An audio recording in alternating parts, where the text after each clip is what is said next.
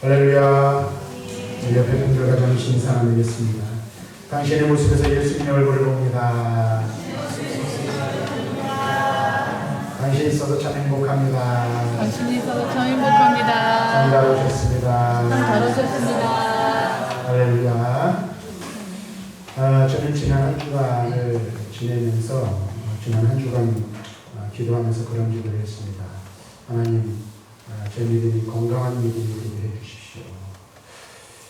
그리고 제가 건강해야 건강한 믿음을 가져야 우리 교회와 성도들이 건강한 믿음의 공동체를 이루지 않겠습니까?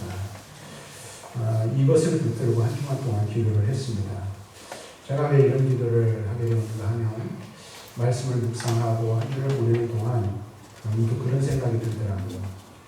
어느 순간 보니까 제가 매일 먹는 약이 한 4대까지가 되더라고요. 아파서 먹는 약도 있고 건강을 위해서 먹는 약도 있고 옛날 같으면 저희 어머니가 아주 불호령을 얘기했을 거예요.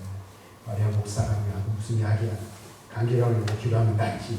그런데 보니까 어느덧 제 자신을 보니까 내 몸의 연약함과 내 몸의 건강과 유익을 위해서 제가 이렇게 많은 약을 먹고 있더라고요.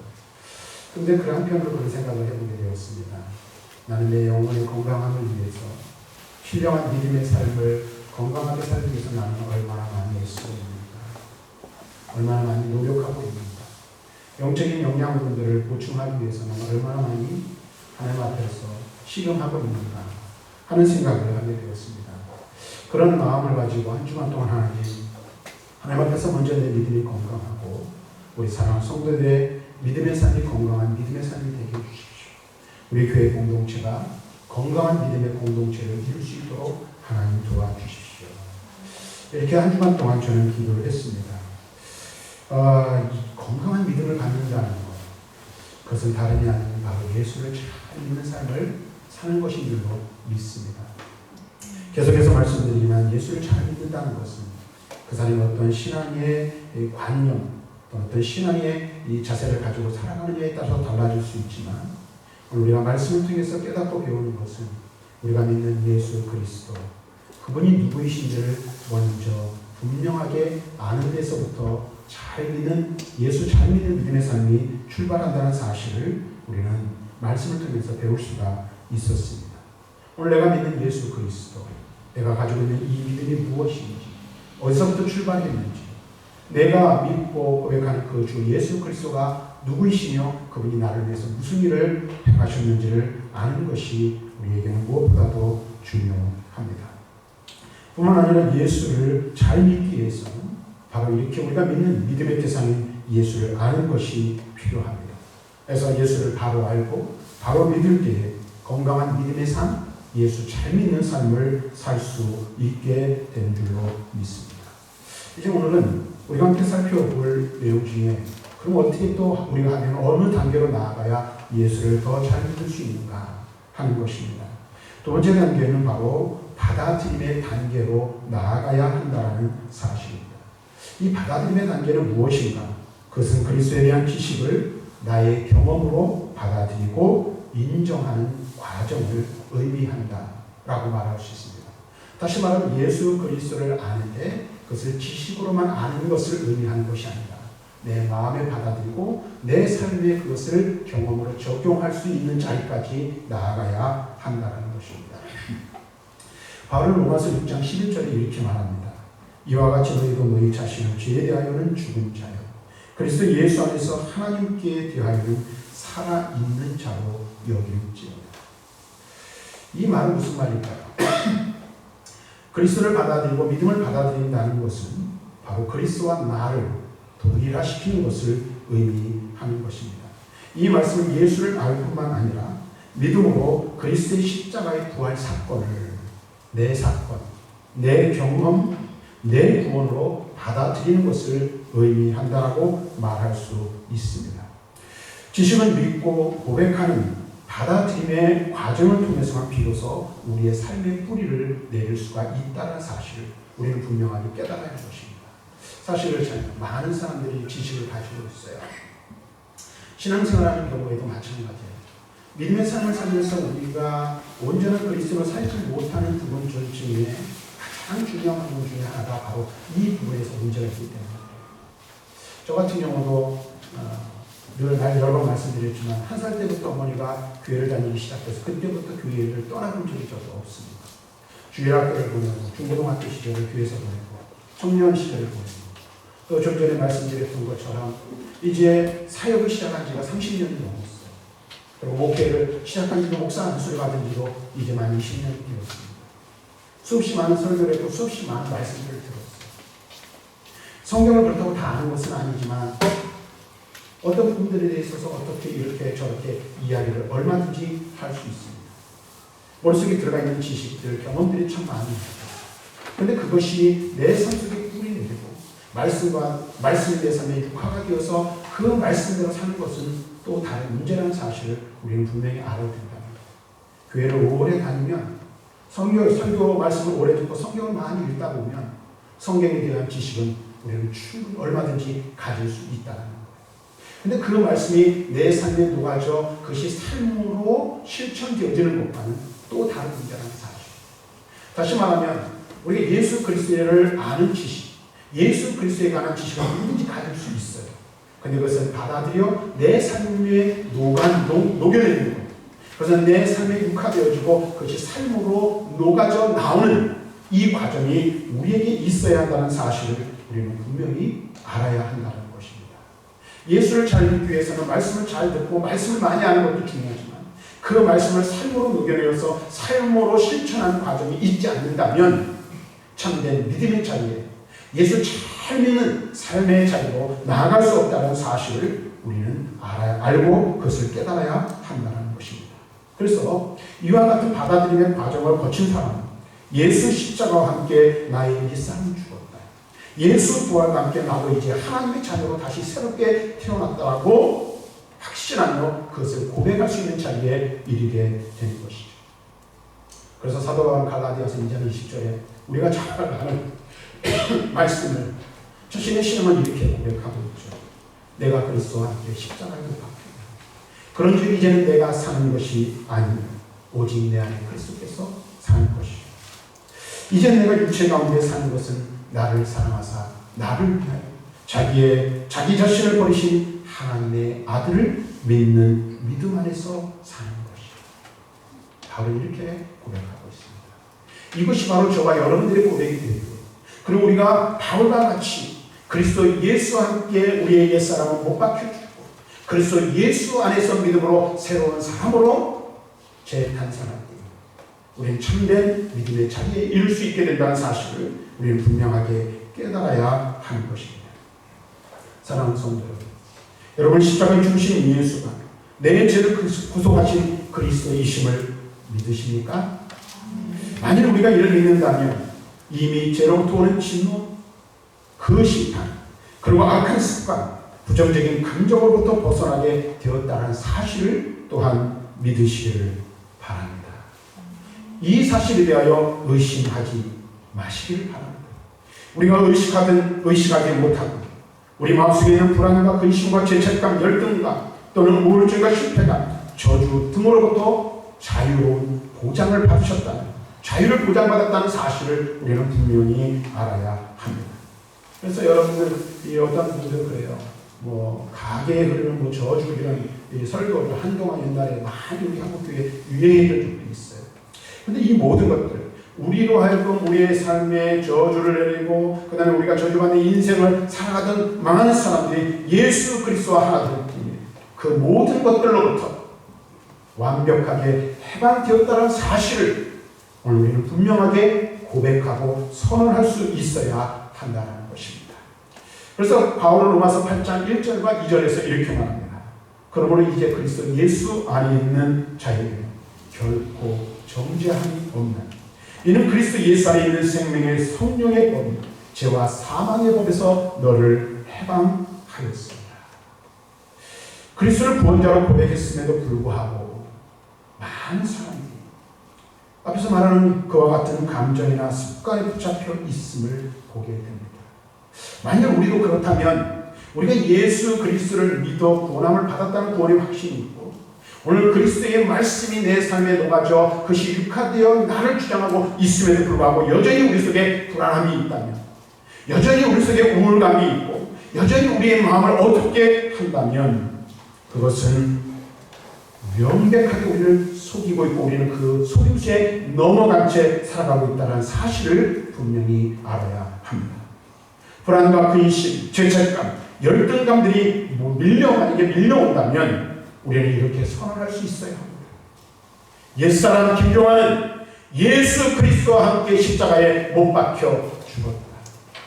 그러나 예수 부활과 함께 하나님의 자녀로 다시 살아납니다. 예수의 이름으로 명하노니 속매의 영혼은 떠날지어다. 이렇게 외치고 고백할 수 있어야 하는 것입니다. 사랑하는 성도 여러분, 예수 그리스도를 구주로 믿으십니까? 예수 그리스도를 구주로 믿으십니까? 그렇다면 이제 여러분들은 예수의 사람이 되었음을 기억해야 합니다. 그것을 확신해야 합니다.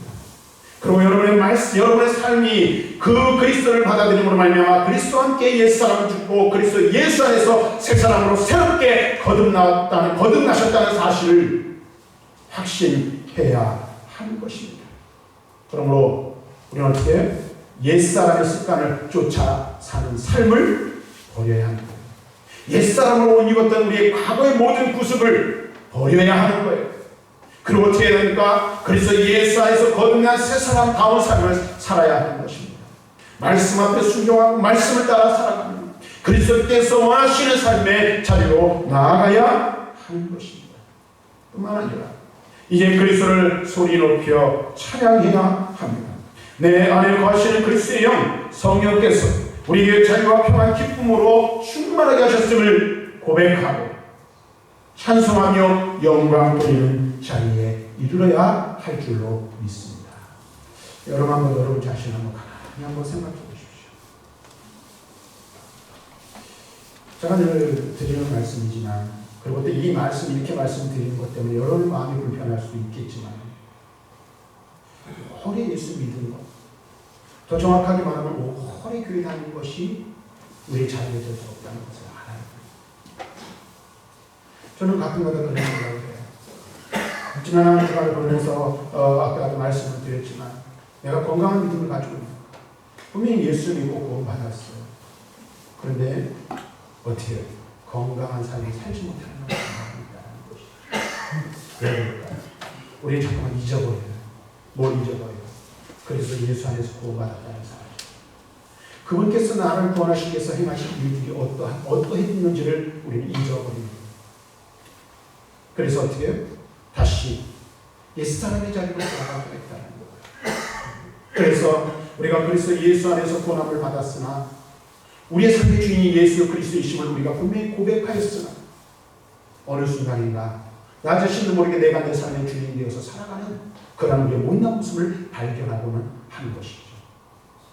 그래서 우리가 주 예수 그리스도를 우리의 구조로 받아들였던 어떻게 내 삶의 주인, 내 인생의 주인, 그 주인은 바로 예수 그리스도라는 것을 날마다 고백하며 살아가야 하는 거예요. 그와 같은 삶이 우리 가운데 있어야 돼요. 이것이 누구에게 가능한 거예요? 어떤 사람에게 가능한 것일까요? 그리스도를 받아들인 사람, 믿음을 받아들인 자가에게만 가능하다는 사실입니다. 이제 세 번째로 말씀드릴 것은 예수를 잘 믿는 삶의 세 번째 단계는 그럼 무엇인가? 첫째는 예수를 아는 거예요. 그런데 두 번째는 그것을 받아들인 거, 믿는 거예요. 그래서 그 예수 그리스도와 함께 옛사람 죽고 새 사람으로 새롭게 태어나는 거예요.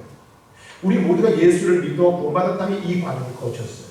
그 다음에 따라하는 것이 무엇이냐면 바로 드림의 과정이라는 겁니다. 드림은 무엇을 말합니까? 우리를 위하여 죽으시고 우리를 위하여 다시 살아나신 예수 그리스도께 대한 헌신을 의미하는 것입니다. 예수를 바라고 그리스도의 구속사건과 동일시할 뿐만 아니라 그리스도를 위해 나를 드리는 것을 의미하는 것입니다. 바로 로마서 6장 13절에 이렇게 말합니다. 또한 너희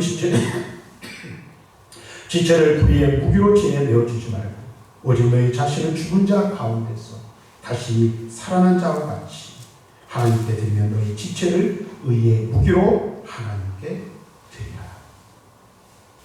너희 지체를 의의 무기로 하나님께 드리라. 바로 이렇게 권면하고 있습니다. 죄로 말미암아 죽었다가 그리스도로 인하여 다시 살았음을 알고 믿는 자는 자기 자신을 자기의 마음대로 주장할 수 없게 된다는 거예요. 다시 말하면 그리스도를 알고 그리스도를 받아들였어요.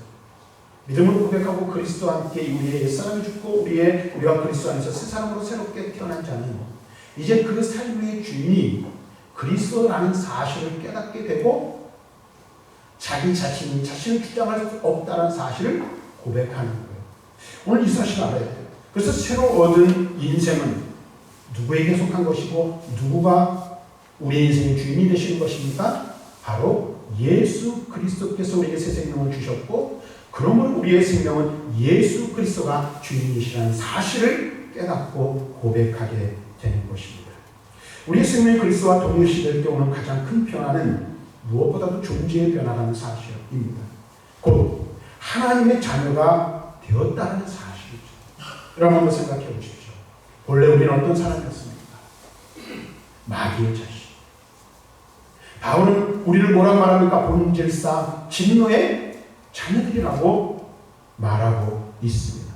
근데 그런 우리가 하나님 안에서 하나님의 은혜로 예수 그리스도로 말미암아 그리스도께서 흘리신 대속의 보혈로 그 보혈의 능력으로 제3을 얻었고 마귀의 자식이었던 우리가 어둠의 자식이었던 우리가 어둠의 사슬을 끊고 자유를 얻게 되었으며 하나님의 자녀로 새롭게 변화되었다라는 사실입니다. 우리의 존재가 완전히 변화되고 바뀌었다는 사실을 분명히 알아야 하는 것입니다. 우리는 옛사람이 아닌 우리의 마귀 자식이 아닌 하나님의 자녀 된 줄로 믿습니다. 이 사실을 우리가 분명히 알아야 돼요. 그렇다면 여러분 한번 생각해 보십시오. 하나님의 자녀들의 특권이 무엇입니까? 그것을 간단하게 두 가지로 말할 수 있어요. 자유와 상속권으로 말할 수 있는 것입니다. 로마서 8장 15절부터 17절에 바울이 이렇게 말합니다. 너희는 다시 무수하는 종의 영을 받지 아니하고 양자의 영을 받았으므로 우리가 아버지라 부르짖는다. 성령이 친히 우리의 영과 더불어 우리가 하나님의 자녀인 것을 증언하시는 자녀이면 또한 상속자, 곧 하나님의 상속자. 그리스도와 함께 한 상속자니 우리가 그와 함께 영광을 받기 위하여 고난도 함께 받아야 할 것입니다. 예수 그리스도로 말미암아 우리 안에 성령이 내주해 계시고 그 성령의 바로 양자의 영이 되셔서 우리가 하나님의 자녀가 됩니다. 하나님의 자녀이면 또한 우리는 하나님 나라의 상속자가 되는데 그리스도와 함께 상속자가 된다라고 말씀하고 있습니다. 그런데요, 잘 들으십시오.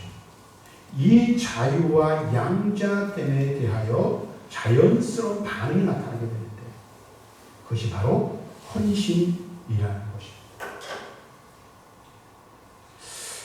존재 변화에 대한 감격, 기쁨, 고백, 감사가 결국 무엇으로 이어집니까? 하나님께 대한 헌신으로 이어진다는 사실을 알아야 됩니다. 나를 구원하신 분에 대한 감격과 감사. 이것이 우리 안에 충만할 때 우리는 우리를 구원하신 하나님 앞에 찬양과 영광을 돌릴 수밖에 없고 뿐만 아니라 우리 자신을 드려 우리를 위하여 우리 자신을 구원하시기 위해서 자신의 모든 것을 내어주신 그 하나님 앞에 감사뿐만 아니라 그것이 어떻게 해요? 나를 구원하신 그 하나님께 내 모든 것을 드려 헌신하기로 작정하며 나 헌신의 자리로 나아가게 됩니다. 여러분 한번 생각해 보십시오. 오늘 우리가 신앙생활을 하면서 어느 순간인가 이 구원의 감격을 상실해 버리면 언제 없어졌는지 언제 내가 이 구원의 감격 속에 살았는지도 기억조차 못하는 경우들이 허다해요. 그러면 사라지는 게 뭘까요? 그럼? 바로 주를 향한 헌신이 사라져요. 많은 거예요. 생각해 보십시오. 여러분 자신 한번 돌아보십시오. 옛날에 내가 찬양 가사처럼 불쑥이라도 들어라. 그런 믿음의 각오를 가지고 신앙생활했던 때가 있지 않습니까? 낮에는 교회를 하고 밤에 나아가서 농사를 지었던 일, 교회를 건축하면서 이 예배당을 지으면서 그 힘들고 어려운 일들을 싫은 소리 하나, 싫은 내색 하나 하지 않고 함께 협력하여서 낮에는 이 예배당을 짓는 일들에 열심을 내고 그 다음에 밤에 깜깜한 그 밤에 나아가서 농사일을 하던 그때가 있지 않습니까? 그것뿐만입니까? 오늘 저녁에 그런 생각이 되었어요. 아침에 제가 일찍 새벽기도를 마치고 잠깐 쉬었다가 일어나서 아이들을 데리고 8시 20분부터 제가 동네를 한 바퀴를 돌았어요. 그러면서 그런 생각이 있어요. 제가 20대 때 처음 교사를 할 때 19살부터 교사를 했는데, 주일학교 교사를 했는데, 옛날에 아이들을 데려가기 위해서 집에서 7시 반에 나와가지고 동네를 한 바퀴 돌아서 양순의 아이들을 그냥 줄줄이 사탕처럼 데리고 가는 그때가 생각이 나더라고요. 근데 하나도 힘들지 않았어요. 하나도 어렵지 않았어요. 그 많은 아이들, 그 아이들을 데려가면서 기쁨에 넘쳤던 그런 시절이 있었다는 거예요. 무엇을 감사할까요? 나를 원하신 구원의 감격이 내 안에 충만할 때, 하나님 내게 모으신 그 은혜로 내 심령이 충만할 때, 주께서 베푸신 그 사랑과 은혜가 얼마나 크고 놀라운 것인지를 깨달을 때, 우리는 그 무엇을 드려도, 내 삶의 모든 것을 드려도, 내 전재산을 드린다 할지라도 하나도 아깝지 않은 거예요. 그런데 이게 감격이 사라지고 이 구원의 은혜가 내 안에서 사라져 버리면 모든 것이 귀찮고 모든 것이 싫어지고 주를 위한 헌신의 마음은 다 사라져버리고 만다는 사실입니다. 그리고 무엇만 남습니까? 우리의 삶에 우리 어깨는 무거운 의무와 책임감만이 남아있어서 우리 심령을 짓누르고 우리 어깨를 짓누르고 신앙생활이 힘들고 어려워집니다. 그럼 한번 생각해 보십시오. 오늘 이 시간 여러분 나오는데 여러분의 발걸음이 무거웠습니까? 가벼웠습니까? 여러분 이 시간 나와서 하나님을 예배하고 찬송하는 것이 기쁘고 즐거웠습니까? 아니면 억지로 이 자리에 나와 앉아 있는 것입니까? 어쩔 수 없이 습관에 의해서 나와 이 자리에 앉아 있지는 않습니다. 그렇다면 우리 자신 한번 살펴보시기 바랍니다. 우리 심령을 열고 들여다 보실 수 있기를 바랍니다. 내 안에 주를 향한 뜨거운 사랑이 있는가? 주께서 내게 베푸신 그 은혜에 대한 감격이 아직도 내 속에 남아있는가? 그 은혜, 그 사랑이 너무나도 고맙고 감사해서 하나님 앞에 감사와 찬양을 기쁨으로 드리고 있는가? 감격의 경삶을 살고 있는지 우리 자신을 살펴보아야 할 것입니다.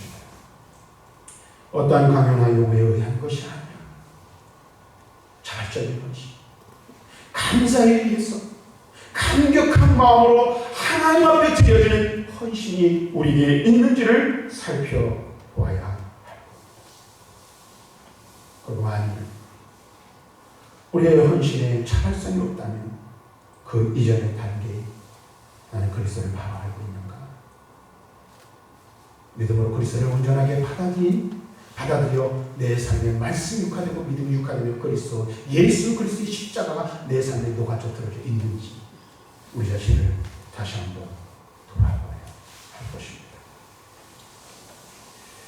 이 사실이 분명해야만 우리는 비로소 주를 위한 의의 도구로 온전히 쓰임받을 수 있습니다.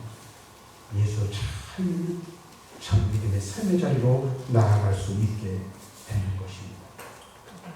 그리고 이런 사람은 하나님 앞에 간증의 삶, 신앙 고백의 삶을 살게 되는 것입니다.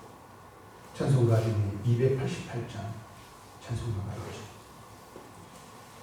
그 찬송가 가사를 보면 이렇게 말합니다. 예수를 나의 구주 삼고 성령과 피로써 거듭나는 이 세상에서 내 영혼이 하늘의 영광 누립니다. 온전히 주께 맡긴 내 영 사랑의 음성을 듣는 전사들 왕래하는 것과 하늘의 영광 보입니다. 주 안의 기쁨 누림으로 마음의 풍랑이 잔잔한 세상과 나는 간고롭고 구속한 주만 보입니다. 이것이 나의 간증이요 이것이 나의 찬송일세. 나 사는 동안 끊임없이 구주를 찬송하리로다. 우리는 찬송가를 기록한 시인과 같이 우리의 삶 중에 그리스도와 동행하며 함께 하시는 그 그리스도의 은혜를 누리며 사는 삶을 통해 그리스도의 힘을 나타내야 할 것입니다.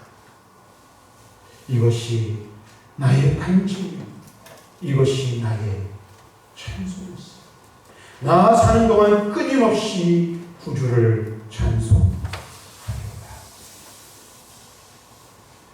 사랑하는 성도 여러분, 처음 이 말씀을 저한테 그런 말씀드렸습니다. 그리스도인이란 무엇인가? 예수 잘 믿는 것은 그리스도인답게 사는 것입니다. 그리스도인이 무엇입니까? 누가 그리스도인입니까? 저 여러분들은 교인입니까? 그리스도인입니까? 그리스도인은 이 사람이야말로 그리스도를 닮았다. 그리스도를 따르는 사람이다. 그리스도를 위해 사는 자이다. 라고 세상 사람들이 인정하는 사람입니다. 저와 여러분들이 그런 사람 되기를, 그런 삶을 살기를, 그런 인정을 받는 자리에 나아가기를 주님의 이름으로 간절히